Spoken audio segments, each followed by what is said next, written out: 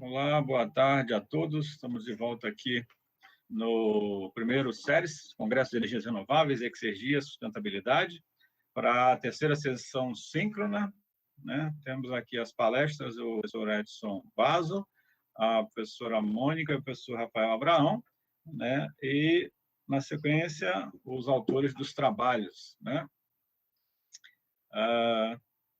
Professor Basso, por gentileza, pode se apresentar? Vamos iniciar aos palestrantes.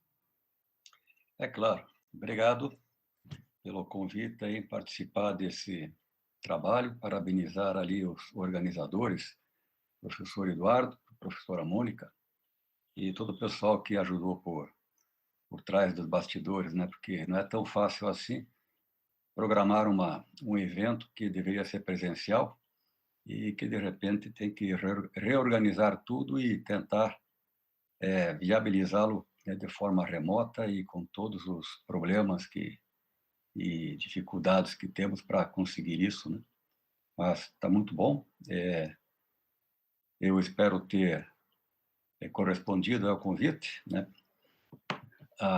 Bom, eu sou professor aqui na universidade já desde 1976. Lá se vão 44 anos de universidade. Acho que eu ganhei do Galo, estou ganhando do Silvio. E estou muito contente de continuar na universidade, é muito bom, porque ela, de uma certa forma, rejuvenesce a pessoa, né? Está sempre buscando coisas novas, aprendendo coisas novas, isso é muito bom. E a minha área é energia, um pouco de termodinâmica, um pouco de transferência de calor. A gente anda assim de acordo com as demandas que aparecem, né? E também com as vontades dos alunos que chegam com propostas interessantes de doutorado e de mestrado, é tudo muito bom. Mas então, estou à disposição para as perguntas, né? Espero que elas sejam respondidas, né? Sim. Bom, professor Basso, a sua palestra, né, seriam as fontes renováveis e não renováveis, né? E seriam as tendências, né, tecnológicas. O senhor abordou aí o petróleo, né? No caso, comparou Brasil, China e Estados Unidos, né? Interessante. Aplicação com carvão, gás natural, né, nuclear, né? Aí a biomassa, né, principalmente no Brasil, o setor Sucroalcooleiro, né? alcooleiro, né? Sucro energético, né? Agora mudou, né? Isso, isso. Aí a eólica solar e comentou um pouco sobre o hidrogênio. Bom, como eu estudo impacto ambiental, eu vejo uma forte relação com o impacto ambiental, né, em função das fontes que eu estou gerando na minha energia. Se eu estou usando um carvão, ele costuma ter um impacto maior do que se eu usar, né, uma solar eólica, né? Então, por exemplo, algum aluno pode achar que não existe nenhum impacto ambiental nas energias, por exemplo, a solar ou a eólica, né? Você poderia tentar destacar um pouco sobre o impacto ambiental dessas energias, por exemplo, a hidrelétrica. Na verdade, todas elas têm impacto ambiental, né? Eu fiz alguns trabalhos, principalmente na área do carvão, porque Santa Catarina sempre se destacou aí com o carvão. Então, estando muito próximo da usina de geração termoelétrica, eu tenho realizado trabalhos de pesquisa e desenvolvimento, P&D ANEL, e um dos trabalhos foi exatamente substituir o carvão com palha de arroz diretamente na câmara de combustão. Esse trabalho foi feito há uns 6 anos atrás.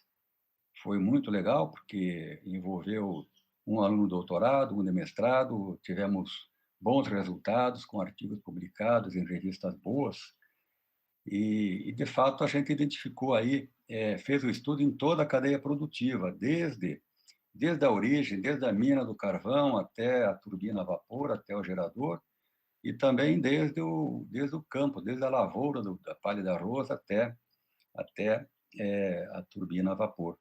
E identificamos, né, a questão dos impactos relacionados com a extração, com o transporte, com o preparo do combustível para a queima, e finalmente pela utilização no ciclo termodinâmico. E foi muito interessante porque os resultados mostraram que a redução no impacto não está apenas associada à questão da combustão, com a geração do CO2, mas também com a mitigação da emissão de CH4, de metano, na lavoura do arroz. Quer dizer, ao recolher a palha, você minimiza a emissão de metano. E isso tem dado um resultado fantástico aí e que tem chamado bastante atenção. Do ponto de vista das renováveis, é claro que existe impacto, se pensar, por exemplo, na geração de fotovoltaica, tem que pensar desde a extração lá do silício, do minério, né, a fabricação da placa fotovoltaica, o transporte, a instalação. Até eu penso que foi feito um trabalho aí tem um trabalho publicado aí no SERES a respeito desse assunto e que mostra, inclusive, a redução, né, o tempo de recuperação desse impacto por conta aí do processo do processo de fabricação e transporte e instalação de usinas eólicas ou fotovoltaicas, assim por diante. Tudo tem impacto. A questão é calcular o que cada combustível, cada fonte de energia está provocando. Ok, professor Edson, muito obrigado. A professora Mônica, por gentileza, as perguntas que estão surgindo. Isso, temos aqui perguntas no chat. Professor Edson, as plantas supercríticas podem competir com os ciclos combinados? É uma boa pergunta, e até porque as plantas supercríticas passaram a ser default hoje no mundo. Eu não coloquei tudo que eu tenho para exemplificar, né, mas as plantas supercríticas que são instaladas hoje, com pressão de 280 bar, temperaturas de 600 graus Celsius, chegam a 44, 45% de eficiência do ciclo de Rankine. Se for gás natural em ciclo combinado, eu consigo chegar a 53, 54%. Quer dizer, do ponto de vista de eficiência, não. Do ponto de vista econômico, há que se fazer esses cálculos, tem que averiguar, né, pelos preços dos combustíveis no mercado local. Certo. Obrigada, professor. Eduardo, cadê? Voltou. Sim, eu só tirei o vídeo para ficar um pouquinho mais leve aqui, que está cada vez mais pesada nosso site. Isso. Né? Não, de minha parte está tranquilo. Né? Agradeço Tem alguma outra pergunta, professor Rafael? Não, eu não. Só para complementar, agradecer e dizer que eu gostei bastante da apresentação, achei bem interessante, professor Barros. Ok, obrigado, Rafael. Eu só queria complementar, porque essa questão aí das pressões mais altas, temperaturas mais altas, por que dá uma eficiência maior, né? O pessoal mais novo que não está muito habituado com o assunto, né? Se nós temos uma pressão mais alta, uma temperatura mais alta, o salto entálpico na turbina é maior, né? É como acontece, assim, se for calcular o ciclo de Carnot, ele depende fundamentalmente das temperaturas. Então, quanto maior o salto de temperaturas, maior a eficiência de Carnot. E a eficiência do ciclo de Rankine vem atrás. E a questão é só realmente garantir um projeto bem feito para chegar perto do rendimento de Carnot. Ok, professor Edson, agradeço aí, né? Se aumenta a eficiência, aumentando pressão, temperatura, né? E tem que tomar cuidado com as resistências mecânicas, né, dos materiais, né? Na palestra, na sequência, temos aí a professora Mônica e o professor Rafael, né, que fizeram a palestra. Deixa eu pegar o título aqui. Avaliação dos impactos ambientais associada à energia e consideração de mudanças climáticas. Isso. Ok. eu tenho uma pergunta, né? Aqui eu anotei, porque são vários tópicos, e aí eu tenho que ir anotando, senão eu me enrolo todo, né? Então, os estudos das tendências climáticas, né, apontaram uma neutralidade, né, o benefício para a Paraíba, né? Principalmente aí as solares eólicas, né? E aí temos o sertão, que tem um pouco umidade, né? E pode ter um alto potencial aí solar, né? Houve alguns resultados negativos, né? E algumas avaliações econômicas sobre esses benefícios. Fica aí a professora Mônica ou o Rafael, como foi combinado? Isso. Foi Professor Rafael. Ok. Acho que é mais para mim, né? Então, seria com relação aos estudos que a gente fez, né? Imagino que está relacionado com aquela compreensão, primeiro, né? Nessa linha de pesquisa, a ideia é primeiro compreender o clima localmente e regionalmente, compreender em profundidade, né? E a partir daí, incluindo também alterações climáticas nesse entendimento, e a partir daí ver se essas possíveis alterações climáticas estão influenciando os sistemas de energia renovável, seja essa influência positiva ou negativa. Então, essa linha de pesquisa, pelo menos os trabalhos que a gente tentou mostrar naquela parte final da apresentação, vão nessa direção. A gente já viu, sim, já fez algumas comparações econômicas e às vezes, vai junto ao benefício ambiental com o econômico e outras vezes não, né? Com relação à situação desfavorável com relação às mudanças climáticas, né? Para alguns sistemas renováveis em outras partes do mundo, sim, a gente já viu esse resultado, tanto favorável, no caso na Paraíba, e no Nordeste, a gente viu que está sendo favorável para a fotovoltaica.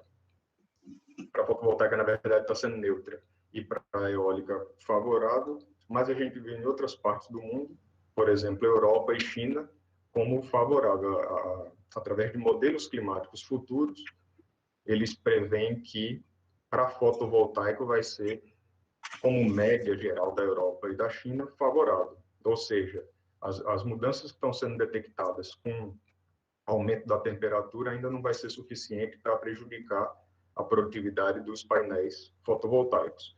E a redução na nebulosidade, que aparentemente está acontecendo, principalmente em regiões mais secas, como está aumentando isso, para a fotovoltaica vai ser um benefício, né? Isso é o que outros estudos internacionais estão mostrando. Não é favorável para outros setores de atividade humana, mas para a produção fotovoltaica, aparentemente sim. Ok, obrigado. Tanto é que é interessante, eu morei um ano em Berlim, na Europa, então às vezes eu viajava de ônibus e metrô e você vê muito campo fotovoltaico de painéis instalados na Europa. Eles procuram aproveitar bastante esse sistema de geração distribuída, né? É bem interessante. Eles estão bem desenvolvidos em relação à geração, né? E, professora Mônica, em relação ao ciclo de vida, aí, do impacto ambiental da geração aí da energia, o que você acha que influencia mais? O impacto ambiental da geração dos componentes ou eficiência? Como é que você avalia isso aí? Ou teria que dar uma avaliada? Nossa, Eduardo, essa pergunta foi para descontar que eu te fiz hoje de manhã ou o quê, amigão? Bom, pessoal, esperem aí 4 horas que vai ter minha resposta aí. Não, em resumo, a gente tem os sistemas energéticos, a gente tem uma contribuição tanto da construção do sistema, dos componentes e tal, mas que ao longo da vida útil esse peso, esse impacto ambiental dilui, né? Perfeito, é isso mesmo. Nos sistemas fortemente energéticos, o que vai contribuir para o impacto ambiental é o consumo, né, dos combustíveis, né? E aí, dependendo de como você avalia cada combustível, né, qual é o teu método de avaliação de impacto ambiental utilizado, pode ser que influencie mais umas coisas que outras, mas em geral os fósseis, devido à formação de poluentes, né, na sua combustão, são os vilões aí da história. Isso, perfeito. Tanto é que a gente avaliou, verificou que a carga, né, de impacto ambiental dos combustíveis são muito fortes, principalmente combustíveis naturais, convencionais, como carvão, gás natural, e aí a gente procurou utilizar biocombustíveis. Aí fizemos até uma comparação de diesel e biodiesel, né? E aí é interessante que aí começa a ter o impacto do combustível, que o biodiesel tem um impacto menor, mas aí a eficiência, o desempenho dele começa a ficar menor, a eficiência tanto energética quanto exergética dos biocombustíveis são menores. E algumas emissões ele é melhor e outras ele é pior. Então, realmente, quantificar é uma pergunta que não tem uma resposta direta. Você tem que avaliar caso a caso, se vai usar um diesel, um biodiesel, se vai usar palha, se vai usar bagaço de cana, né? E realmente só quantificando não existe uma resposta ainda clara para tudo, né? Isso, e ver qual o combustível que a gente está substituindo aí com essa geração, né? Uhum. É super importante também, né? Tem algumas perguntas aqui, Eduardo, no chat do YouTube. Acho que tem umas 3 para mim aqui que eu vou responder no chat depois, tá? Tem 4 aqui para mim. Então, para a gente não acho que nós temos tempo. Você pode responder mais uma, né? Não temos algum tempinho aí para terminar. A não ser que o professor básico queira mandar alguma pergunta. Baso, está sem áudio. Áudio, Baso, áudio. Ok, obrigado pela oportunidade, então. Mas bem rápido, então, Mônica e Rafael. Para o Rafael, apenas uma questão que me preocupa é aquela relação da deterioração da placa fotovoltaica. Quando você analisa assim, o efeito da temperatura, né, os resultados estariam sendo assim influenciados também pela deterioração ou pelo desgaste, pela aquela poeira que fica também sobre as placas fotovoltaicas. E para a Mônica, eu teria uma pergunta, porque eu percebi que a Mônica tem um trabalho também com o hospital universitário ali da universidade, o hospital da universidade. Isso, a otimização, né, de fornecimento de energia. É que existe uma tendência de tirar dos hospitais, quer dizer, por exemplo, lavanderia, terceirizar, tirar vapor, tirar essas coisas todas. Se você chegou... Eu pergunto porque eu também tenho um trabalho parecido aqui, até seria uma oportunidade para trocar figurinhas, né? Você chegou a pensar nessa possibilidade também no teu estudo de retirar o vapor e pensar então nessa alternativa? São 2 perguntas, se puder responder rápido no tempo. Obrigado pela oportunidade. Tá, então eu vou mais diretamente aqui, aí o Rafa continua depois.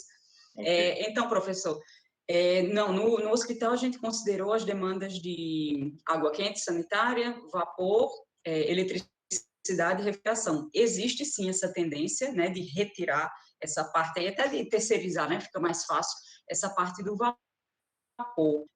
A gente não fez isso ainda, mas fica a sugestão para trabalhos futuros, né? Eu imagino que ao retirar essa demanda de vapor, a solução otimizada perca um pouco de...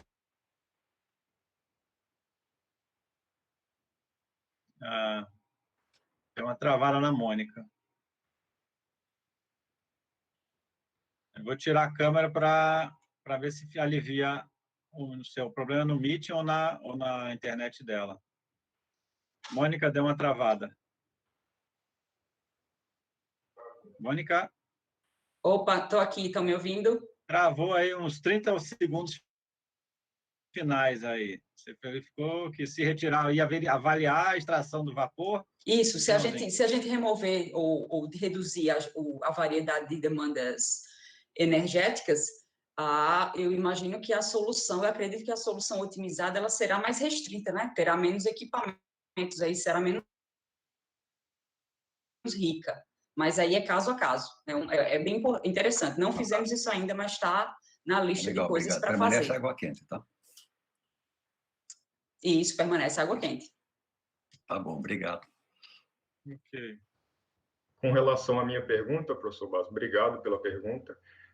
Tem sim, com certeza, vão influenciar outras variáveis, né? Vão influenciar essa produção, não só a deterioração dos módulos, mas também a própria produção, né? Então, tem alguns estudos que mostram que em áreas onde está aumentando o vento, principalmente em áreas áridas e semiáridas, que estão agora começando a instalar, né, muitos parques solares, e nessas áreas, quando está aumentando o vento e reduzindo a precipitação, a gente tem um prejuízo aí para a produção, porque aumenta a quantidade de poeira nos módulos e eles têm que ser limpos com uma periodicidade maior. Além do mais, a chuva, que tinha de vez em quando, que poderia ajudar a limpar, está acontecendo de maneira concentrada em algumas épocas do ano, então isso aí também prejudica, com certeza vai prejudicar a produção.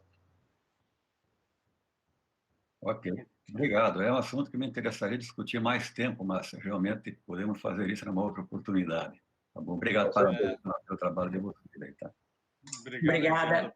Obrigado. Professora Mônica e professor Rafael, né? Podemos dar sequência aos trabalhos, praticamente acho que todos apareceram aqui.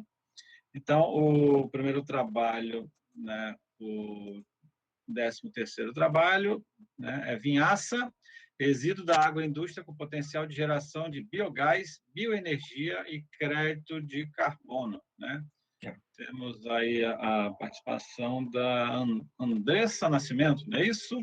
Por favor, se apresente, Andressa. Isso, professor. Bom, me chamo Andresa, eu sou aluna de graduação de Engenharia Mecânica da Universidade Federal do Pará.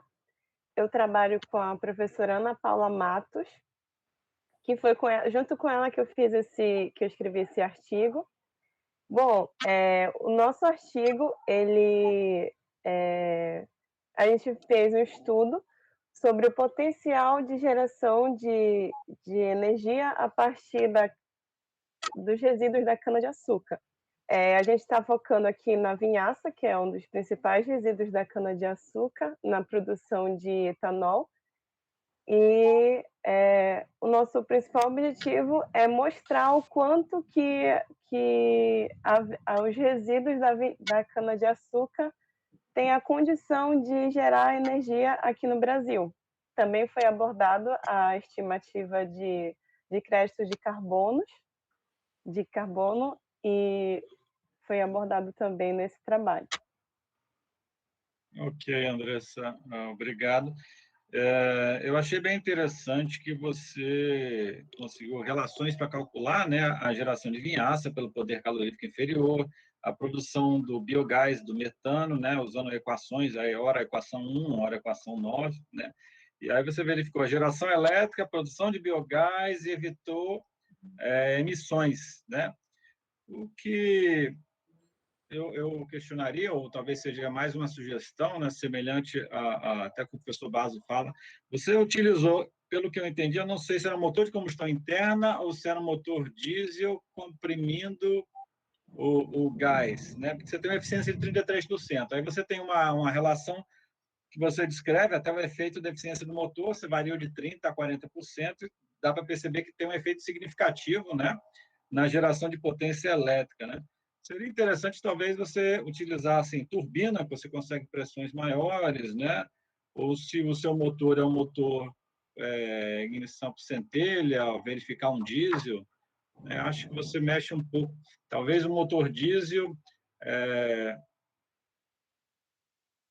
não sei, um motor por compressão, né? Injetando ele.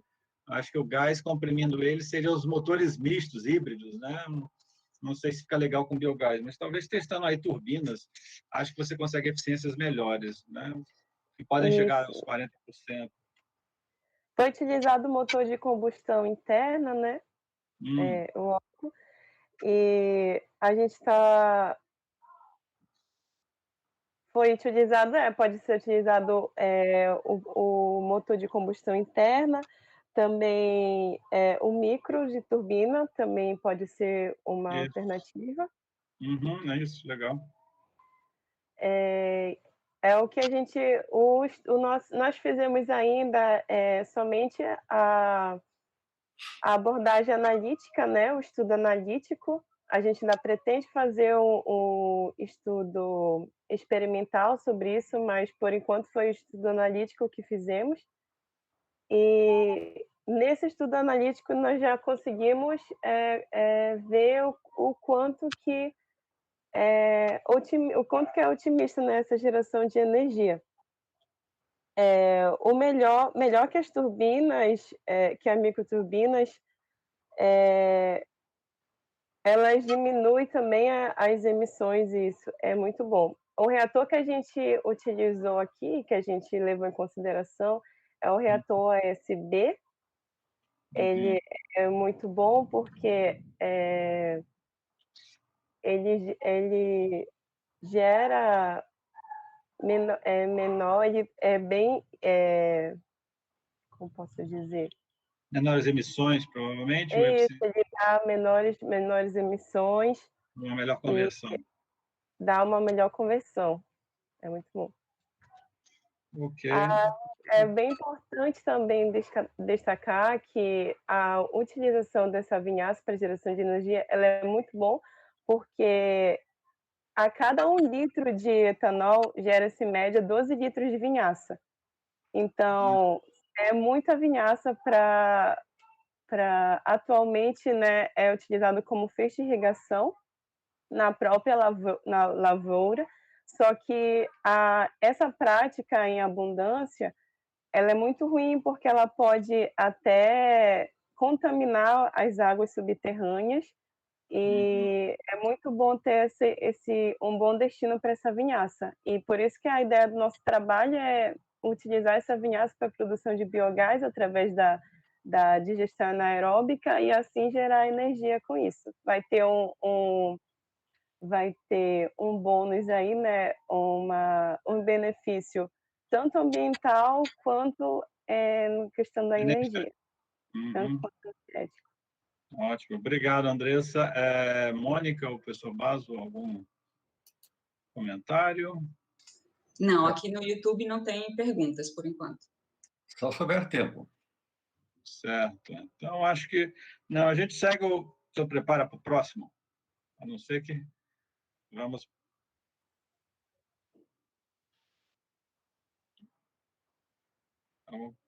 Vamos seguir para o próximo, então? Aí o próximo professor Basso prepara alguma pergunta. Quero falar. Eu gostaria de parabenizar o trabalho da Andressa, porque esse problema da vinhaça é tão antigo, né? E ela fala ali que a proporção de álcool para vinhaça é 1:12, é isso? Foi isso que eu entendi? Isso, em média de 1:12. Uma loucura, né? Agora, eu acho que o mais importante no trabalho dela nem é o fato de ser no motor ou na microturbina, é realmente viabilizar a produção do biogás a partir da vinhaça. Se ela fizer isso, pronto, está resolvido, está com o doutorado já garantido, se for doutorado, não sei se doutorado, mas parabéns para o trabalho dela. Obrigada, professor. Ok, obrigado, professor Basso, e obrigado novamente, Andressa, né? E parabéns pelo trabalho. Com certeza eu vou dar uma olhada nas suas equações, né? E qualquer coisa tem os contatos, né?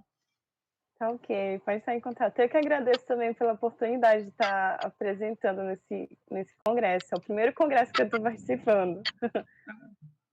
Esse é o primeiro, então terão muitos outros. Espero. Isso, parabéns, Andressa. Obrigada. Vamos na sequência, o trabalho 14 é Laura, Federal do Grande Dourados, eu acho que não entrou. Não, né? Eu estou aqui. Quem é? Ah, é o Áureo, sim. É porque era a Laura, depois mudou para Áureo. Sim, Áureo. Sim. Acho que teve uma dificuldade. Quando eu mandei os links, o Áureo entrou com letra maiúscula aí no e-mail. Acho que ele não recebeu. Depois eu mandei por e-mail, pelo Meet, né? Sim. Ok, Áureo, por favor, se apresente. Sim. Então, eu sou o professor Áureo, do curso de Engenharia de Energia da UFGD. Eu acompanhei a Laura Quintela desenvolver esse trabalho, foi o TCC da graduação dela, de Engenharia de Energia. E assim, até semana passada eu estava conversando com ela e ela pediu que eu ficasse aqui porque ela arrumou emprego essa semana, começou a trabalhar na segunda-feira e disse que ficou com meio intrigada de pedir para o patrão dela para liberar ela logo nos primeiros dias. Ela está trabalhando feito louca, com energia solar, numa cidade próxima daqui, chamada Carapó. Tem, acho que, aproximadamente uns 30 mil habitantes. E aí, o trabalho é um retrato, né? Retrato da instalação do sistema solar da nossa universidade. É um dos projetos, assim, acho que quase pode se chamar piloto, né? De instalação de relativamente grandes, pequenas usinas, micro-usinas de geração em órgãos públicos, né? Então, 1,12 megawatts de pico, instalado 2.520 em cima de prédios e 800 em módulos no chão. E, assim, é um trabalho bem interessante, né, que ela encampou e desenvolveu, né, principalmente pelo retorno que a gente observa, né? Estava vendo que as duras sinas da Universidade Federal do ano que vem, né, uma redução de alguns milhões de reais, né, no financiamento das universidades, e a redução da conta de energia, assim, acima de qualquer coisa, acima da própria redução dos impactos ambientais, também é uma questão de sustentabilidade num período um pouco difícil, né, que as universidades vão passar. Nossa conta é de 2.500.000 só nessa unidade. Nós ainda temos outros prédios, né, na cidade e na área rural, né, e a nossa conta é, sim, significativa. E esse sistema ele conseguiu reduzir nessa unidade em torno de 27%, né, da fatura, né. Então, é realmente um trabalho que eu achei bem interessante e assim, fiquei mais feliz ainda que, de repente, ela gostou dessa área e está trabalhando nessa área, fazendo essas instalações, que tem um grande boom aqui na nossa cidade. Ok, professor Áureo, eu agradeço aí pelos seus comentários. Eu li, achei interessante, né? Você avalia por 2 métodos, né? No caso, a geração de potência, né? Seria o rendimento e geração anual. Aí, meu questionamento, assim, como é que essa relação da perda de potência, né, em função dessa variação, tem uma temperatura de operação menos T? Qual seria essa temperatura de referência? Eu vi um valor menos 0,43% graus Celsius, essa seria uma pergunta. E a outra, eu achei interessante o valor de 8,16 quilos de CO2, uma árvore equivalente, essa referência, né, de onde foi a referência? Essa seria a segunda pergunta. Então, tá. Então, com relação à primeira pergunta, né, esses módulos, né, acho que me parece que nós temos em torno de uns 11 fabricantes de módulos fotovoltaicos, né, e acho que o maior deles é essa fábrica na China, e o catálogo dos componentes ele oferece já essa informação. Então, ele é ensaiado lá nos laboratórios dele a 25 graus, né, e a temperatura no chão, ela é superior a isso, né? E em cima dos prédios, muito mais ainda por causa do telhado de zinco, né? Que esquenta extremamente e reflete isso na estrutura do sistema, né? Então, não é só a incidência do sol direto sobre ela, mas o calor proveniente do próprio telhado de zinco que esquenta toda a estrutura por estar muito próximo a ele. Então, se a gente tiver aí uma elevação aí de 10 graus, né, de 25 a 10 graus, que é a temperatura que a gente praticamente vive aqui em Dourados, né, direto, nós já temos aí 4% de redução da potência, né, de uma placa de 235, né, ela já vai cair já 4% desse valor. Né, e num telhado, eles estimam valores próximos a 70 graus, né, se eu não me engano.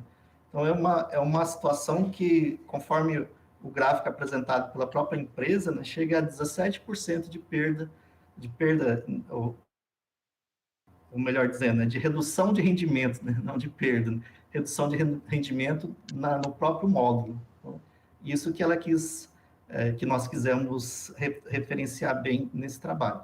Com relação à árvore, né, bem colocado, é uma referência de um trabalho da USP, né, que eles fizeram um levantamento considerando a árvore em pé, né, aí, ao longo de um ano, né, o que ela consegue, uma relação de árvore por quilowatt-hora, né, o que ela consegue absorver. Se você produzir energia por um sistema solar fotovoltaico, né, você não está gerando nada, ou diretamente aí só por essa geração, gerando nada de gases de efeito estufa. E aí, esse CO2 que você deixou de produzir, considerando a matriz energética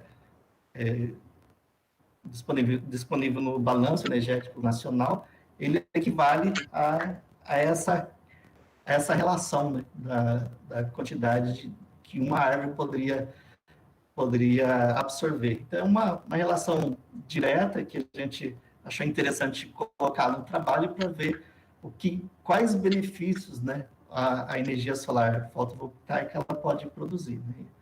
E realmente é significativo que ela reduz. Uhum. Certo. Uma sugestão seria usar as placas fotovoltaicas térmicas, você usa combinado, você passa um circuito de água atrás, aquece a água, diminui a temperatura e aumenta a potência. Esse foi um trabalho que eu fiz com uma aluna de mestrado. É uma sugestão. Né? Professora Mônica? Não, por aqui tudo ok. Ok, então. Agradecemos, então, ao professor Áureo, né, pela participação. Né? E vamos na sequência do próximo trabalho, que é o 15º, né, o Vinícius. Avaliação experimental do revestimento quase cristalino em absorvedores térmicos aplicado à geração de energia elétrica. Né? Professora Mônica, Vinícius, né, por favor, pode se apresentar. Boa tarde a todos. Eu me chamo Vinícius, eu sou estudante de graduação em Engenharia Elétrica na UFPB e eu também sou aluno de iniciação científica do professor Cleonilson Protásio, que foi o que trabalhou comigo junto nesse trabalho. A proposta desse trabalho é criar uma fonte de energia para dispositivos de baixo consumo, principalmente quando a gente fala em dispositivos IoT e especificamente em aplicações IoT em meio rural ou meio ambiental. A proposta do trabalho ela consiste em usar a geração termoelétrica, que é uma forma alternativa de se obter energia a partir do calor e convertê-la para elétrica, e fazendo uso de um material quase cristalino, que é uma nova classe de materiais, que ela é diferente do que a gente conhece como cristalino e amorfo, e por conta da sua estrutura, e devido a essa estrutura peculiar, ela tem algumas propriedades específicas, e uma delas é que um material quase cristalino é uma superfície seletora de calor intrínseca. Ele por si só já apresenta essa propriedade diferente de outros materiais que são usados como superfície seletora de calor, que você precisa fazer uma espécie de sanduíche de vários outros materiais para que atinja essa propriedade. O quase cristal, ele por si só já mostrou uma certa eficiência com isso. Nesse trabalho a gente fez um experimento para mostrar indiretamente essa capacidade do quase cristal de absorver mais calor, e além disso a gente montou um protótipo do que seria o gerador de energia solar termoelétrica e mostrou a viabilidade do uso dele alimentando um dispositivo de baixo consumo, que é o nosso propósito.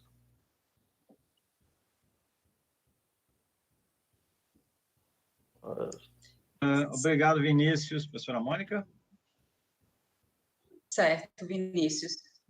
Sim, eu tenho uma pergunta, Vinícius. Esse revestimento quase cristalino, você comparou com outros? Teve nesse artigo em específico não, vantagem? Mas eu tenho um outro trabalho que está para ser publicado na revista Sensors, que a gente comparou com uma tinta preta utilizada para isso, para absorção. E ele mostrou eficiência em temperatura um pouco mais de 50%, ele aquece.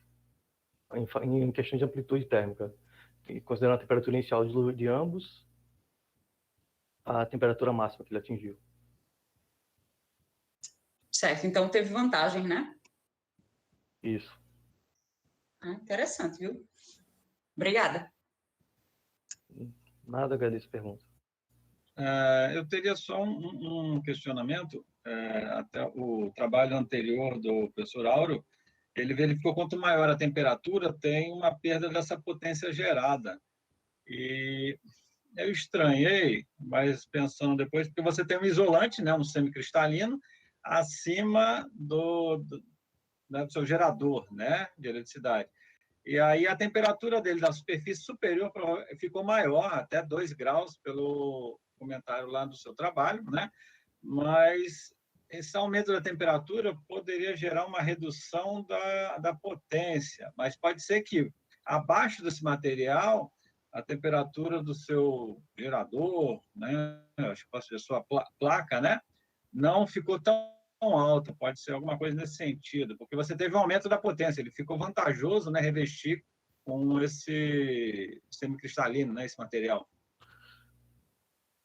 Sim, o que o quase cristal faz que a gente está mostrando uma etapa que é revestimento e com revestimento. E a gente pode ver que a temperatura aumentou bem mais com o quase cristal, justamente por conta das propriedades de ter alta absorvância solar e baixa emitância no infravermelho. E a gente não usa um quase cristalino puro, a gente usa uma plaquinha de cobre que tem boas propriedades para armazenar calor.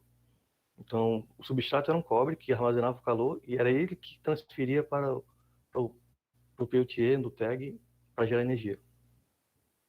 Sim, o Peltier. Ok. Tá bom, Vinícius, obrigado.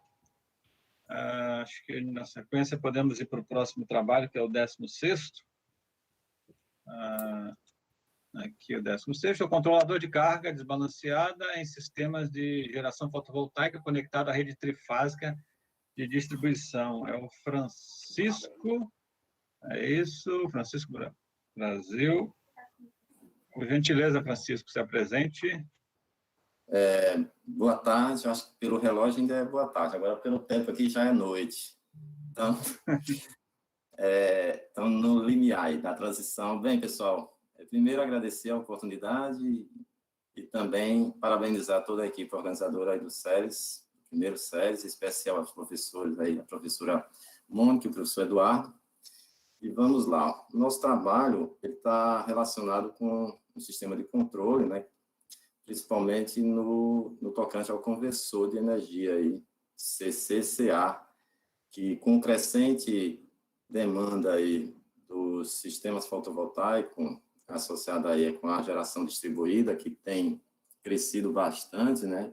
E de forma exponencialmente aí os sistemas fotovoltaicos, que 99% da geração distribuída aqui no Brasil tem como base os sistemas fotovoltaicos híbridos, né, conectados à rede. Isso cresce a necessidade de termos, né, um controle sobre o equipamento do inversor, que é responsável pela conversão de energia CC contínua para alternada. E tradicionalmente, né, esses controles, eles não levam em consideração, ou não levavam em consideração os efeitos das perturbações causadas na própria rede, né, por conta de mudanças súbitas de estado, ou seja, com uma perda de carga de forma súbita, né, ou também com a falha de correntes. E considerando que a maior parte dos sistemas fotovoltaicos, eles são, digamos aí, as cargas, né, que atendem são monofásicas, isso causa também, né, a iminente risco de perturbações contínuas. Então, é necessário que se tenha um controle eficiente nesses inversores. E nossa proposta é uma combinação de várias técnicas, mas em especial utilizando o método de controle de um ciclo, que é o OCC, associado com o controle de potência e também uma retroalimentação das correntes de sequência positiva. Então, digamos assim, uma simbiose de algumas técnicas já bem consolidadas também, né, principalmente a de controle de potência, que convencionalmente é muito utilizado, assim como também as de controle de vetorial, né, através da modulação SPWM, mas, enfim, cada técnica tem suas vantagens e desvantagens. Essa em especial, que nós implementamos nesse sistema de controle, ela se mostrou bastante eficiente, porque garante a premissa, né, básica, os critérios básicos de continuidade de corrente de carga e a potência instantânea no sistema. E isso de uma forma muito rápida quando dá uma perturbação, uma queda de fase, uma falha de fase ou uma saída rápida, né, de carga, que causa um desbalanço de tensão. Então, o OCC, por característica, ele é um método que dá uma resposta rápida, dinâmica, né, e que também é resposta satisfatória na estático, né, no regime estático. Então, nossos resultados têm mostrado muito relevantes, né, do ponto de vista de atender a esses critérios e que, basicamente, nós temos a segurança, né, de que esse controle, mesmo que ele, nessa etapa da nossa pesquisa, ele está somente de forma de simulação, né, mas que pode encaminhar aí para um experimento. Então, esse é o nosso objetivo aí, implementar experimentalmente também esse nosso sistema de controle. Então, é isso. Professora Mônica, fala um pouquinho as mulheres. Isso. Aí, Francisco, a pergunta que eu tenho que fazer, na realidade, é mais um comentário, né, para você. Então, esse sistema que você apresenta, né, ele veio para suprir uma necessidade, né, tem uma aplicação direta, né, e aí eu queria saber a resposta, tipo, porque o sistema, você menciona nas conclusões que ele teve uma resposta estacionária quando perde uma das fases, né, antes e depois, tudo ok, né, e também não só na parte estacionária, como na parte do transitório, né, depois quando tem essas perturbações. Isso. Ele, por utilizar a técnica de OCC, né, de controle de um ciclo, ele por si só já garante essa resposta rápida. E também ele isola qualquer perturbação que caso o sistema tenha quando dessa variação súbita, né, de estado. Então, essa é a característica intrínseca da própria técnica utilizando o OCC. Então, essa é uma das vantagens, né, desse sistema de controle, porque ele isola, digamos, as perturbações com a garantia de continuidade da corrente de carga e da potência, que é o mais importante para você manter o sistema funcionando, né, evitando esse transitório, principalmente causado pelas perturbações. Aí eu só gostaria de fazer aqui, voltar um pouco, que eu esqueci de me apresentar, eu acho que é tão mais importante também, né? Fazer um marketing pessoal. Exatamente. Então, sou o Francisco Carlos Brasil, juntamente com o Ramon Nunes e o Everton Brasil, nós fazemos parte, né, do programa de pós-graduação do Centro de Energias Renováveis aqui da Universidade Federal da Paraíba, certo? Inclusive a professora Mônica aí, nossa coordenadora aí do programa. Queria agradecer pessoalmente. Pronto, obrigada, Francisco, pelo trabalho, pela apresentação. Eu que te agradeço. Valeu. Ok. Acho que podemos ir para a sequência para o próximo trabalho. O trabalho agora é o 16º. Isso. Não, 16º foi agora, desculpa. Agora é o 17º, né? Previsão da radiação solar a partir de dados meteorológicos com modelo de aprendizagem profunda, né? O aluno do ECT da UFRN, né? O Marcos Brito, né? Bom, Marcos Brito, por favor, se apresente, né? E fale um pouco do seu trabalho. Ok, boa tarde a todo mundo. Meu nome é Marcos. Na verdade, eu sou aluno da Engenharia Elétrica da UFRN. eu estou trabalhando junto com o professor Alexandre Magnus, que é professor da Escola de Ciência e Tecnologia. E o objetivo do nosso trabalho era fazer um estudo de alguns modelos de previsão de séries temporais no problema da previsão da radiação solar. E a motivação disso, né, era a gente conseguir ter um método que funcionasse, que ajudasse a gente a estimar a produção de radiação solar futura. E, no caso, a gente estava usando dados meteorológicos diários e nosso objetivo dos modelos era prever a radiação solar, a radiação solar do dia seguinte. Ok, Marcos. Você utilizou 3 modelos, né? O ARIMA, né? O LSTM e o NIVE, né? O NIVE não foi os melhores resultados, né? Teve o maior erro, né? E o ARIMA e o LSTM foram os melhores modelos, né? Aí, por exemplo, fazer uma aplicação prática, você fez o modelo e vai prever aí a radiação solar usando regressões multivariáveis, né? E você gerou um produto, um software aí, né? E qual modelo você iria utilizar, o ARIMA ou o LSTM? Hoje, eu acho que no caso, a gente mostrou, né, que que o ARIMA e o LSTM foram superiores ao método NAIVE, que era, a gente chama de modelo, mas na verdade é apenas repetir o valor anterior, né? Foi um método de baseline. E entre os dois, o ARIMA e o LSTM, eles tiveram um resultado praticamente idêntico de erro. E hoje eu acredito que a utilização do método ARIMA provavelmente seria, se eu fosse fazer o produto, eu provavelmente seria usar isso. O método LSTM ele demora bem mais para treinar, né? Você precisa ele exige bem mais poder computacional para você poder fazer a previsão, e ele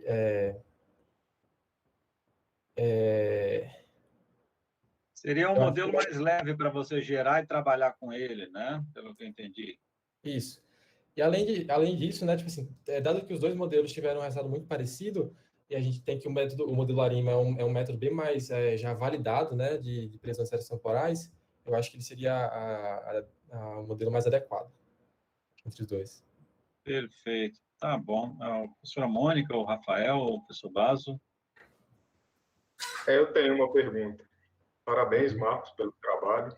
Achei Obrigado. bem interessante. Gostei.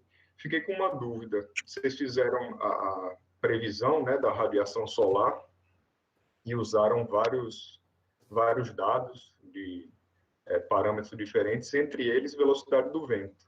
Então, queria que vocês explicassem um pouco essa relação da utilização de dados de velocidade do vento para estimar a radiação solar.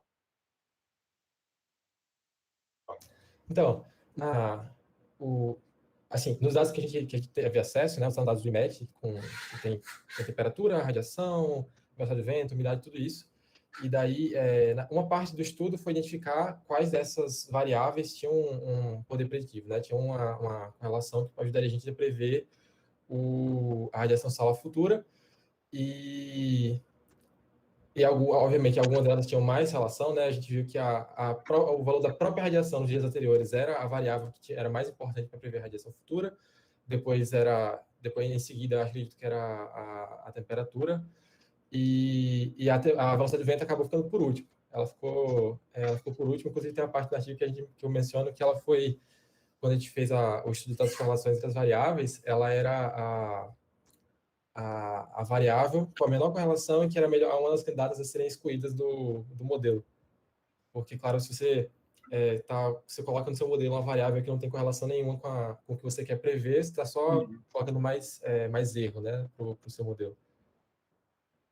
Então, legal, eu imaginei que seria isso mesmo, que teria nenhuma relação, né, ou quase nenhuma, ok, então entendi agora que vocês usaram para comparar, né, com as outras que têm mais relação. Isso. Não colocaram depois no modelo preditivo, foi Exatamente. só uma maneira de comparar previamente, né?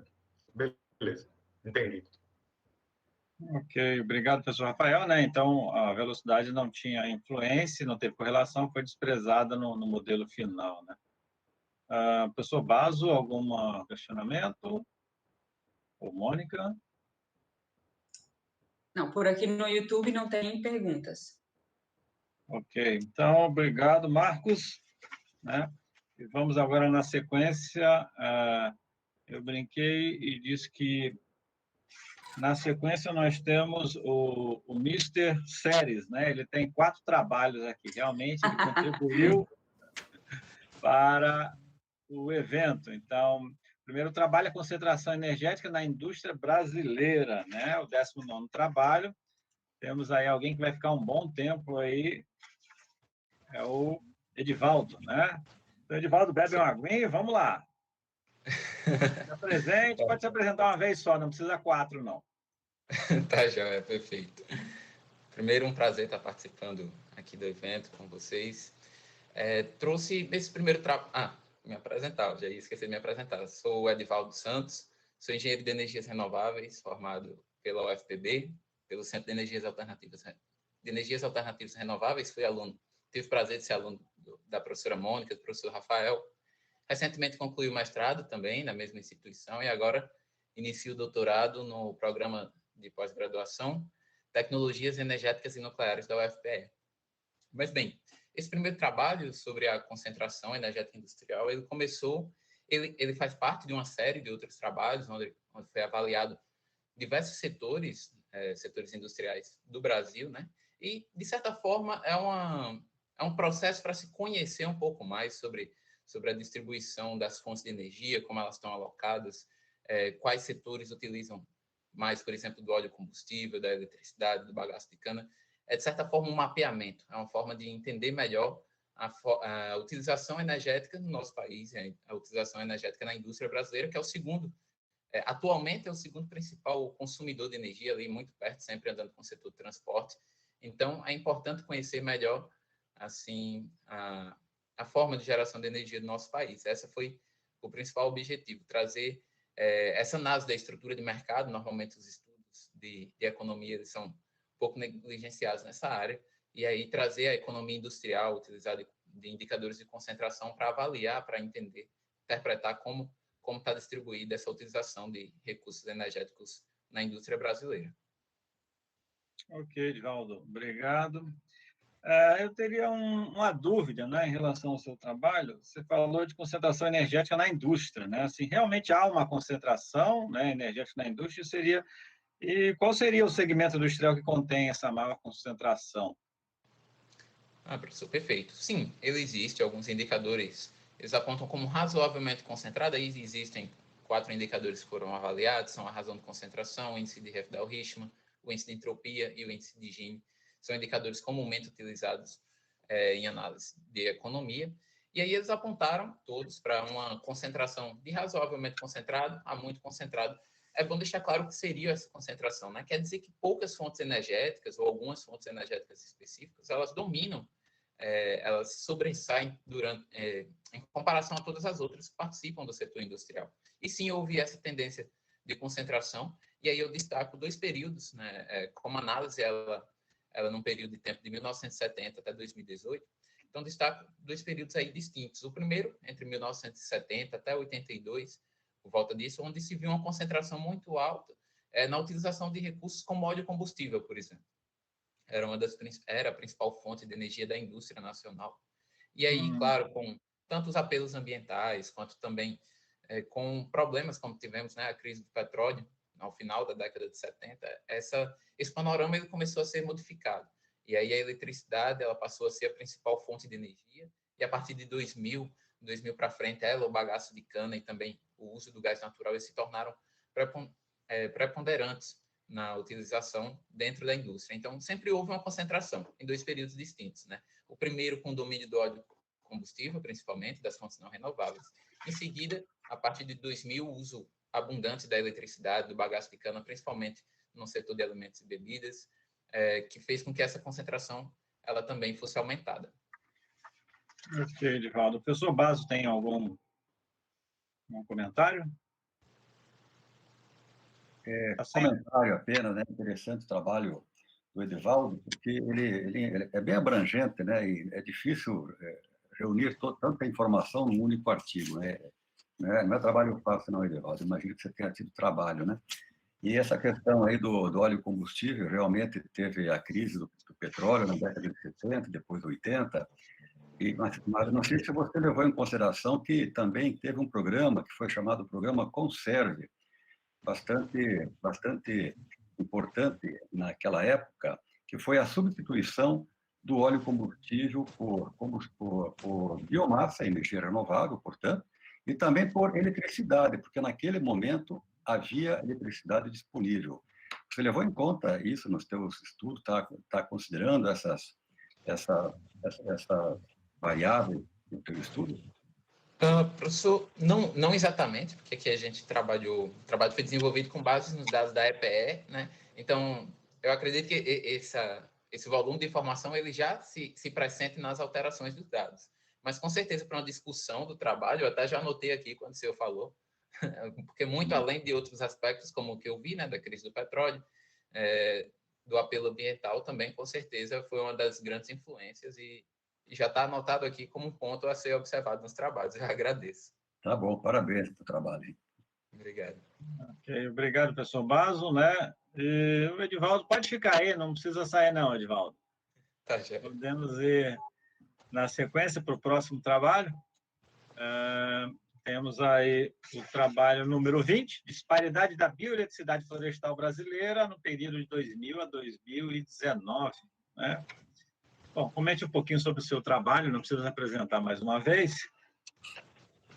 Bem, esse trabalho, professor, ele faz parte também de um outro conjunto de estudos que é realizado pelo nosso grupo de pesquisa, que é dirigido pelo professor Luiz Coelho, e onde é observado o uso da bioeletricidade no Brasil, de uma forma geral. Claro, existem alguns trabalhos nossos também que já foram desenvolvidos na área de bioeletricidade agroindustrial, de resíduos urbanos, e aqui apresentado a da disparidade florestal, né? Esse trabalho fez parte também, foi parte integrante do meu trabalho de pesquisa no mestrado.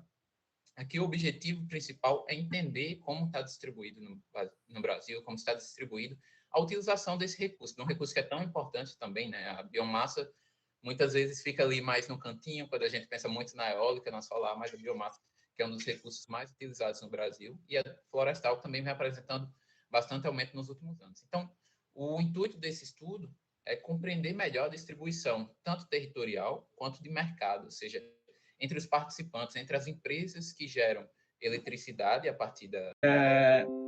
E o que você verificou? Como é que se encontra essa disparidade brasileira, né? Você usou alguns indicadores, né? O que você observou? Isso, professor.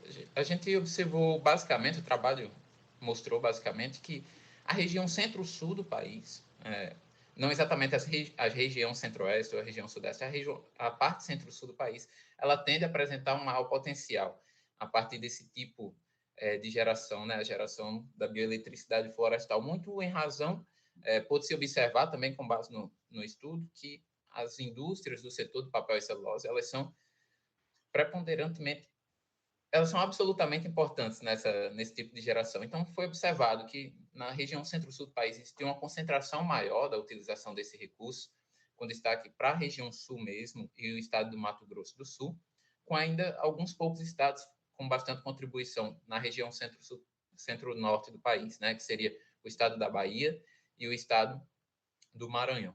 Basicamente, os principais estados de geração a partir da bioeletricidade florestal estiveram associados a grandes grupos, né, como o grupo da Klabin, o grupo da Eldorado, da Suzano e da Aracruz, são grandes empresas. O Brasil é um país com um grande desenvolvimento do setor do papel e celulose, e essas são as grandes empresas nacionais. Todas elas fazendo uso do quê? Da cogeração, a partir dos processos, a partir do uso da madeira, o uso do licor negro, o uso dos resíduos florestais.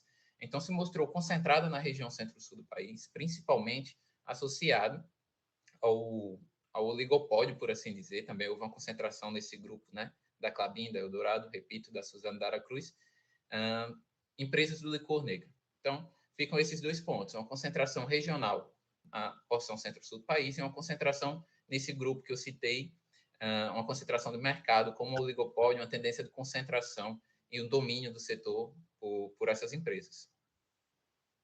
Certo, ok. Eu vi que seu segundo, né, o outro trabalho, ele tem uma relação. Você verificou a distribuição espacial, né, do manejo florestal. Só que aí, no caso, você focou na Paraíba, né? Seu 12º trabalho.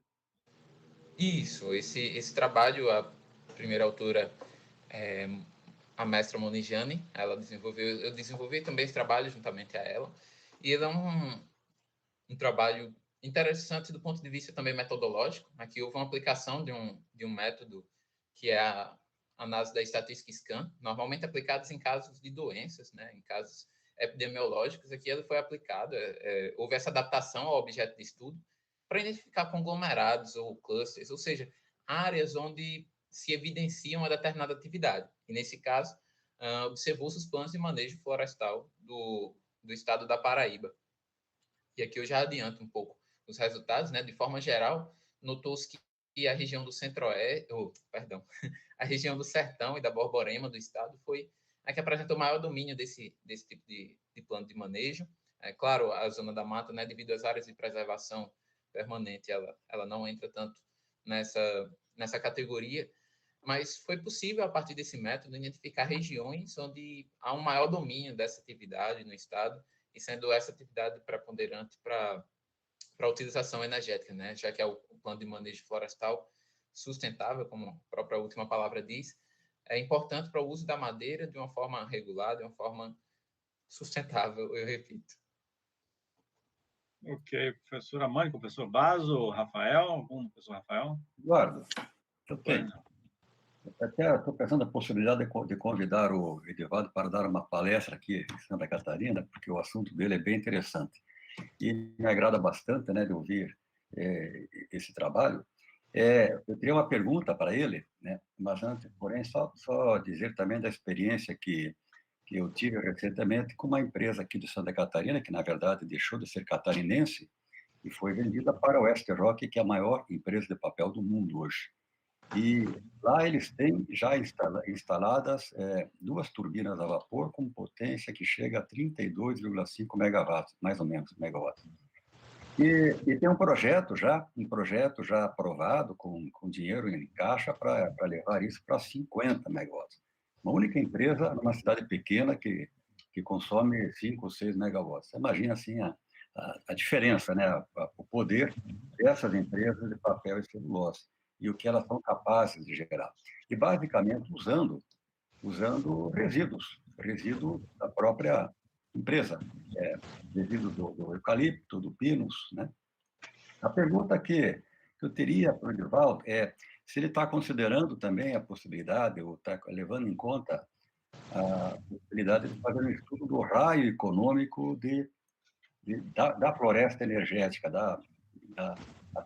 a partir de que raio que é viável produzir, né, eletricidade a partir da biomassa. Eu não posso ter a floresta energética a 200 quilômetros, por exemplo, né? Ou posso? A pergunta é essa, né? Qual é o raio a partir do ponto de geração? Tem alguns dados que mostram? Então, professor, nesse estudo não foi incluso, certo, essas informações, porque a gente não julgou necessária, mas existem, assim, por leitura extra, claro, existem informações, por exemplo, nos Estados Unidos, uma estimativa de que só é válido a instalação de uma empresa, de uma usina de bioeletricidade florestal, a um raio basicamente de 90 quilômetros das florestas plantadas, por exemplo, né? Entre 60 e 90 quilômetros. Claro que isso tem uma variação de acordo com, por exemplo, do transporte rodoviário, com aviário, né? Tudo isso tem essa diferença.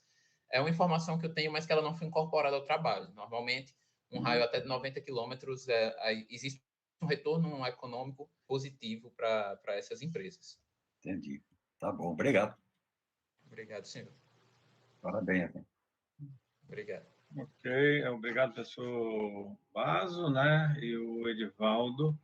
Acho que a gente pode ir para o último trabalho, né, que é a revisão sistemática da bioeletricidade florestal, as análises espaciais, né. Como vocês já me ouviram bastante, eu vou deixar a professora Mônica conduzir aí a sessão, né. A presença feminina ajuda bastante.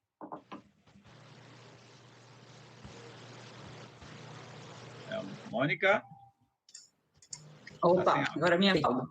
Isso. O som tá ok aí, Eduardo? Perfeito, tá ok.